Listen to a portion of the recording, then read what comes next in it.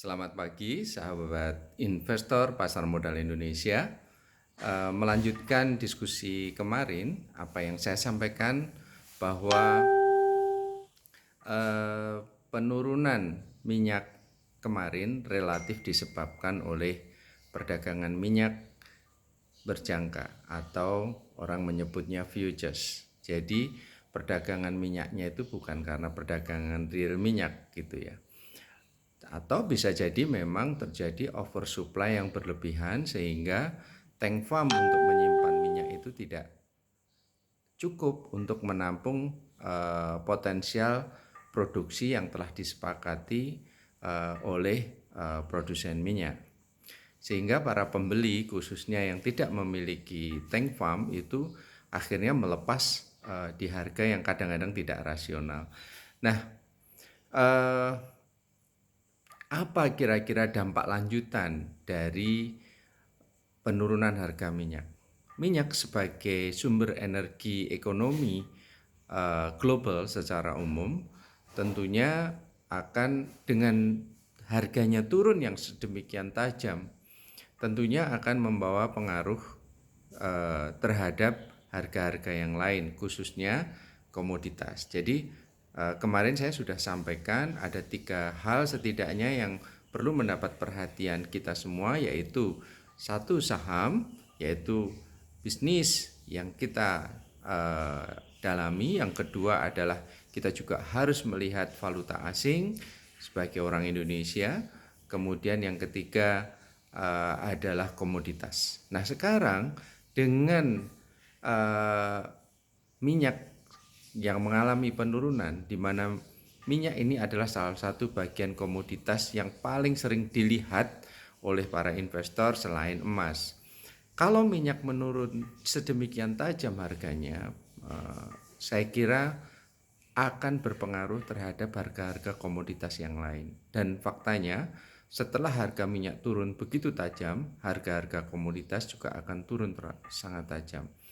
Apa pengaruhnya terhadap saham-saham yang ada di bursa? Perkiraan saya adalah saham-saham yang terkait dengan aktivitas bisnis perusahaan-perusahaan yang terkait komoditas pasti akan terpengaruh.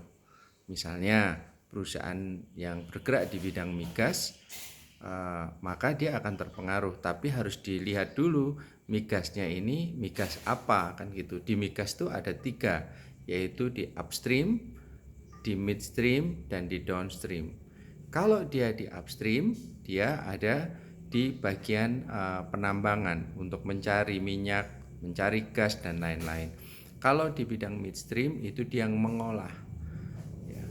Kalau di downstream itu yang bagian mendistribusikan dan lain-lain. Jadi perusahaan distribusi minyak belum tentu dia mengalami kerugian. Perusahaan yang pengolah minyak belum tentu mengalami kerugian karena dia akan mengolah berdasarkan order. Downstream mendistribusikan minyak berdasarkan juga order. Berpengaruh kalau misalnya ada perjanjian yang mengakibatkan tarifnya turun dan lain-lain, distribusinya turun dan lain-lain. Tapi kalau bagian yang memproduksi minyak itu juga tergantung perjanjiannya dengan negara yang menghasilkan minyak itu bagaimana. Bisa jadi ketika di upstream ya, di bagian pengambilan minyaknya itu ketika perjanjiannya itu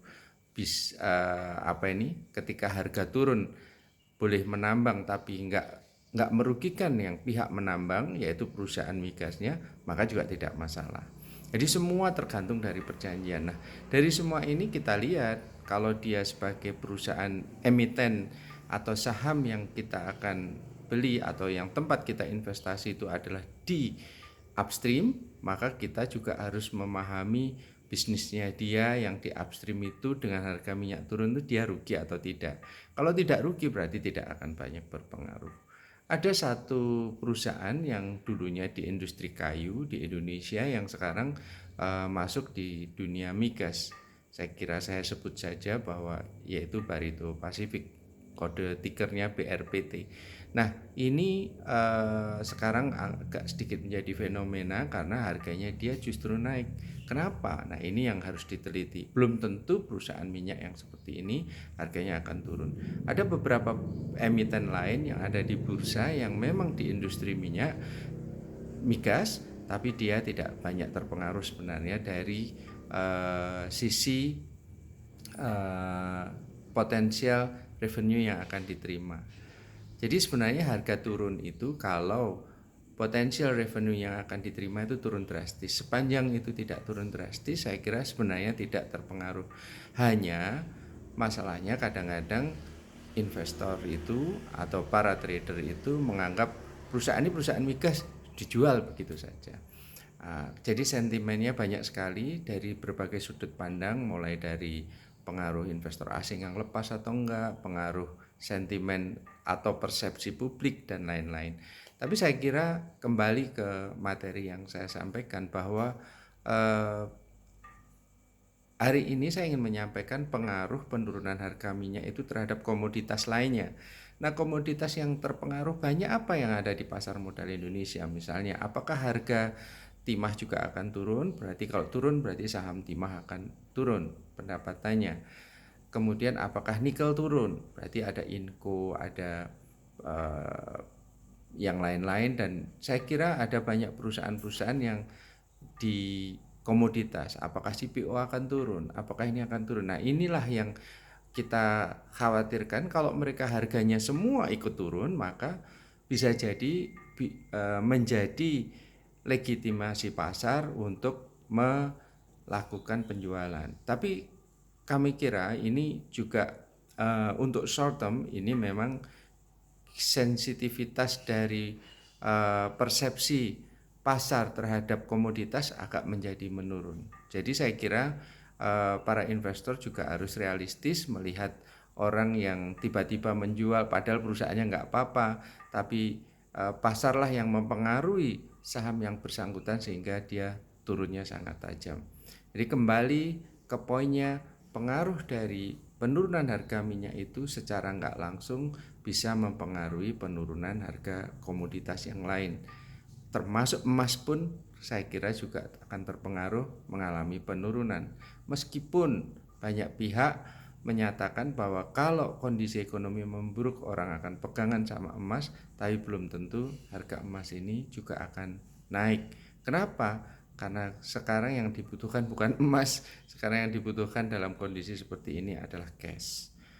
Saya kira pagi ini cukup sekian, semoga bermanfaat dan tetap semangat ambil cuan di pasar dan dapatkan keuntungan. Terima kasih, selamat pagi.